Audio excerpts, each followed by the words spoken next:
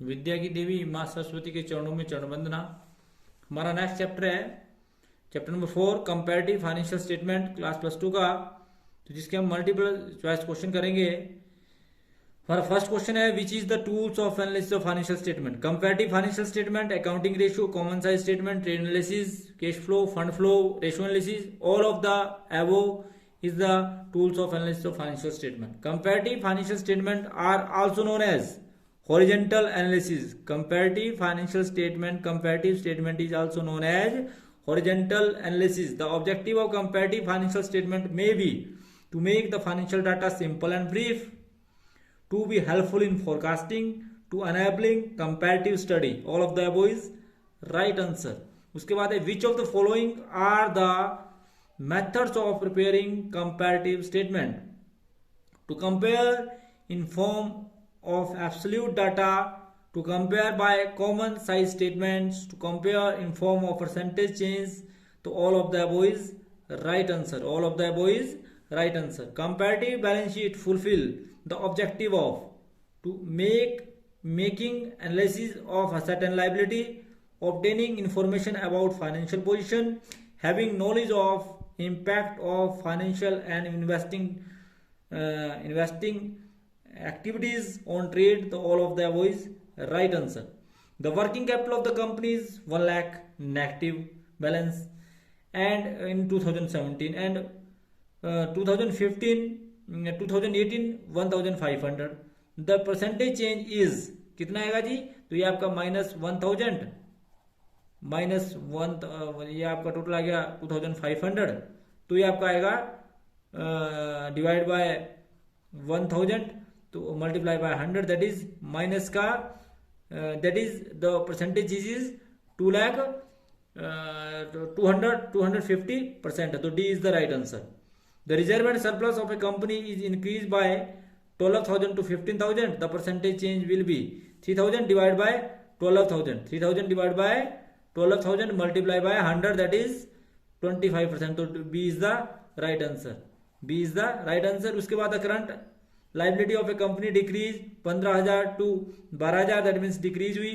तो माइनस का 3,000 बटा 15,000 मल्टीप्लाई बाय 100, तो आपका 1/5 दैट इज 20%। तो नेगेटिव का आएगा, ध्यान रखिए इस बात का, यानी कि ब्रैकेट में लिखा है तो इसका मतलब नेगेटिव। तो B is the right answer. Next question is the tax liability of a company increased from 10 crore to 15 crores. The percentage change in, तो परसेंटेज चेंज जो आपका आया वो आपका 50%, क्योंकि इसमें से माइनस किया तो 5/10 मल्टीप्लाई बाय 100 दैट इज 50%। तो ये आपका 50% आया, तो आपका आया, आपका आंसर आएगा C. The aim of preparing comparative income statement is, the aim of comparative income statement is to compare the item of statement of profit and loss account for 2 years, to know the absolute change for item of profit and loss account, to know the percentage change in the item of profit and loss account. तो all of the above is right answer. There are sale आपकी 5 लाख है, cost of goods sold 3 lakh, indirect expenses 50,000 of a company. What is the amount of gross profit? तो 5 लाख में से आप सबसे पहले 3 लाख घटाएंगे तो आपको 2 लाख आया। 2 लाख में से आप फिर घटाएंगे, मतलब 5 लाख में से आप 3 लाख घटाएंगे, क्योंकि sale minus cost of goods sold is equal to GP. The answer is 2 lakh. उसके बाद है देयर आर सेल, 6 लाख की सेल है, ऑपरेटिंग एक्सपेंसिस 1,40,000 है, ग्रोस प्रॉफिट 36% है, और rate of income tax is 50%। The amount of profit after tax will be deducted. तो 6 लाख आपकी सेल है, इसमें से आप 36% जो है सेल माइनस 36% जो है आपने इसका निकाला, तो आपको 2,16,000 आपका, यानी कि सेल में से आपने सबसे पहले ग्रोस प्रॉफिट निकाला। तो सेल का जो ग्रोस प्रॉफिट आया वो 36%, 6 लाख का वो आया 2,16,000। इसमें से आपने ऑपरेटिंग एक्सपेंसिस निकाल दिए 1,40,000, तो आपके पास 76,000 का 50% क्या है 38,000। तो 38,000 is gross profit after tax. तो आपका राइट आंसर आया 38,000। There is a sale, 1 lakh की सेल है, कॉस्ट ऑफ गुड्स सोल्ड 60% है, दैट मीन्स की 60,000 है, तो इनडायरेक्ट एक्सपेंसिस 10% है, तो 1 लाख में से 60,000 हटाया 40,000 आ गए, 40,000 का फिर 4,000 10% किया 4,000 आया, 36,000 आया, 36,000 में से 18,000 टैक्स है, तो 18,000 जो है आपका प्रॉफिट आएगा। तो आंसर है आपका ए आएगा, A is the right answer. उसके बाद है the sale is 60,000, gross profit is 15,000, the percentage change of gross profit 15,000 divide by 60,000 और multiply by 100, that is what's your the amount is, that is 25%। तो 25% जो है वो right answer आएगा multiply by 100 करने के बाद। उसके बाद है the gross profit of the company increase 40,000 to 60,000, 40,000 से 60,000 हो गया। The percentage change in will be, percentage change कितनी आ गई जी, 20,000 बटा 40 दैट इज 50%, क्योंकि 60 माइनस 40 20 बटा 40 multiply by 100 that is 50%। The increase in the gross profit and net profit show good profitability, किसको show करता है, गुड प्रॉफिटेबिलिटी को। Comparative statement of profit and loss account और कंपैरेटिव इनकम स्टेटमेंट आपको show करती है increase और decrease in sales, increase and decrease in net profit, increase and decrease in cost of goods sold, तो all of the above is right answer. Comparative balance sheet show, comparative balance sheet show करती है change in various item, change in various item, comparative balance sheet show change in various item. उसके बाद है next question आपका question number next, तो आपका next question है comparative statement show the change in the various item in the form of money value percentage, तो both money value and percentage.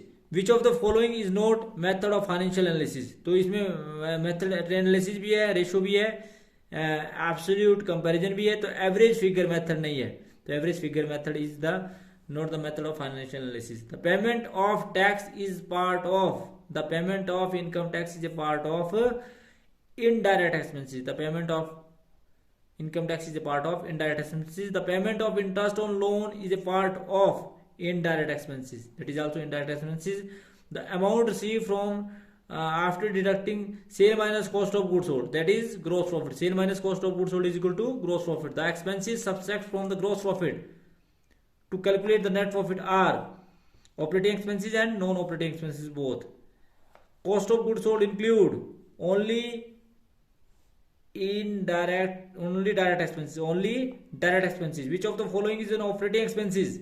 Selling is a operating expenses, selling is a operating expenses, ध्यान रखिए इस बात का, selling expenses in operating expenses। उसके बाद है internal analysis is made those who are related to industry, internal analysis is made by those who are related to industry, external analysis is made by those who are not related to industry, who are not related to industry, internal who are related to industry, external who are not related to industry। There are total sale 1,50,000 है, return आपकी 3 लाख है, 3,000 है sorry, cost of goods sold 87,000 है, other expenses 25,000 है, तो net profit क्या आएगा, 1,50,000 में से 3,000 घटाओ, फिर 87,000 घटाओ और फिर आपका 25,000 घटाओ, तो आपका जो आंसर आएगा वो आएगा 35,000।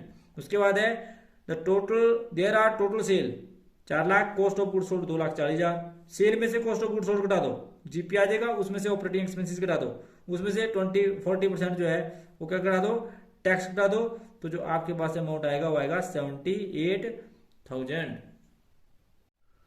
नेक्स्ट क्वेश्चन है there are sale of 4 lakh, cost of goods sold 2,40,000, indirect expenses 15% of gross profit, the rate of income tax is 40%, the company the amount of profit after tax. तो 4 लाख में से आपने सबसे पहले 2,40,000 घटाया, 1,60,000 आया, 1,60,000 का 15% किया तो 24,000 है, उसको घटाया, फिर आपने 40% जो है वो टैक्स घटाया, तो आपके पास 81,600 जो है वो राइट आंसर आया, तो C is the right answer. Which of the following is an advantage of comparative balance sheet, तो कंपैरेटिव बैलेंस शीट की एडवांटेज है more realistic approach, focus on changes, depict the effect of business operation on asset and liability, तो all of the above is right answer.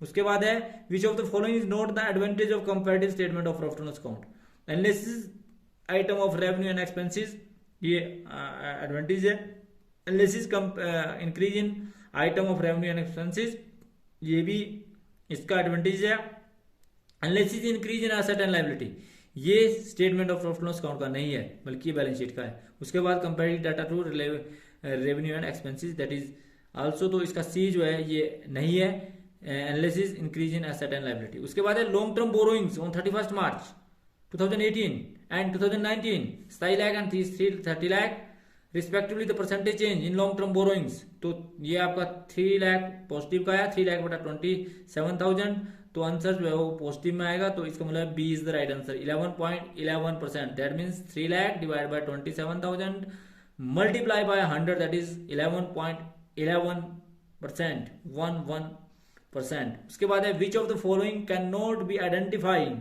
With the help of comparative statement of profit and loss account. तो ये आपका rate of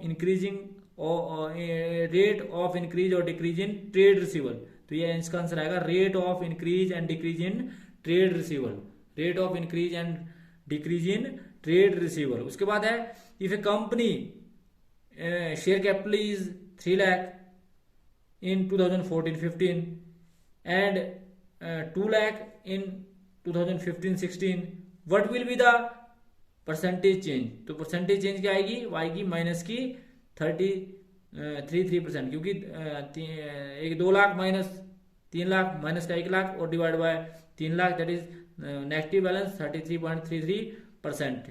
उसके बाद company had a machinery worth rupees 7 lakh 31 मार्च 2016, ये आपकी 6,65,000 आ गई on 31 मार्च 2017। तो इसमें से इसको घटाया तो आपके पास माइनस का 35,000 है, तो माइनस का आंसर आएगा तो डी माइनस का 5%, तो minus 35,000 divide by 7 lakh into 100 that is 5%। The company had trade रिसीवल, ये 8,80,000, 9 लाख ये आपके 31 मार्च 2016 में थे, 9,90,000 के हो गए on 31 March 2017। The percentage change, तो 10,000 डिवाइड बाय 8,80,000, 1,10,000 डिवाइड बाय 8,80,000, तो आपके पास आया इसका आंसर